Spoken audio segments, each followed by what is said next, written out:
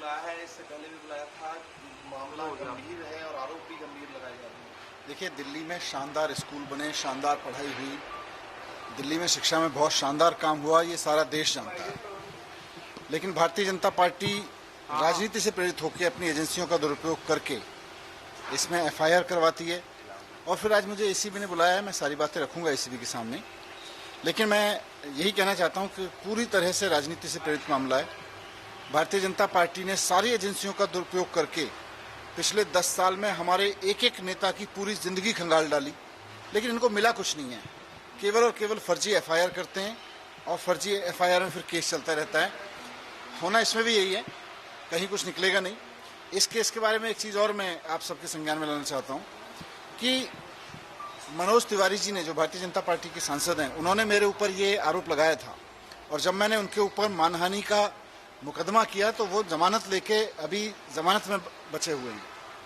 तो इसमें तो मनोज तिवारी जी भी बचे हुए भाग रहे हैं इस आरोप से। इन आरोपों में कोई सच्चाई नहीं है, पूरी तरह से झूठा केस है। लेकिन मैं सोचता हूँ ये भारतीय जनता पार्टी वाले कर क्यों रहे हैं ये सब। अभी समझ में आता है कि दिल्ली की जनता ने इनको मैंडेट दिया कि दिल्ली के लोगों के लिए काम करो। काम तो करना बीजेपी वालों को आता नहीं है। ना इनको स्कूल आता, ना अस्पताल आता, ना मोहल्ला क्लिनिक बनाने आते, ना इनको सड़कें ठीक करनी आती, ना बिजली ठीक करनी आती, ना पानी ठीक करना आता, ना बारिश का मैनेजमेंट करना आता।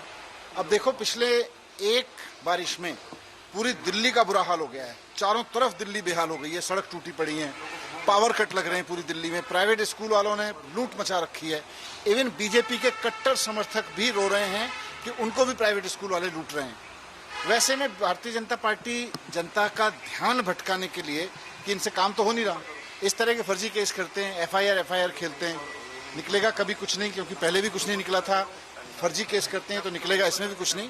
लेकिन जनता का मुद्दों से ध्यान भटकाने के लिए केस करते हैं। पिछली तारीख पे नहीं गए, आपके संबंध के बारे में पूछा तो उन्होंने कहा भी तो पंजाब से केजरीवाल को जाना पड़ेगा, आपको इसलिए मैंने कहा ना, पूरी दिल्ली में ना बीजेपी के किसी कार्यकर्ता को समझ में आ रहा है कि उनकी सरकार क्या करने वाली है, दिल्ली में क्या कर रही है। इनके कार्यकर्ता भी प्राइवेट स्कूल के हाथों लुट रहे हैं। इनके कार्यकर्ता बीजेपी के कट्टर समर्थक भी ट्वीट कर रहे हैं कि पावर कट से बुरा हाल है, सड़कों का बुरा हाल हो गया दिल्ली में, एक बारिश में पूरी दिल्ली बेहाल हो गई।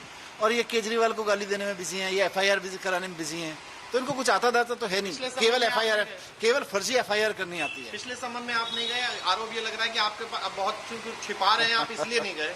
ये एफआईआर खेलते रहे, मैं तो काम करता हूँ।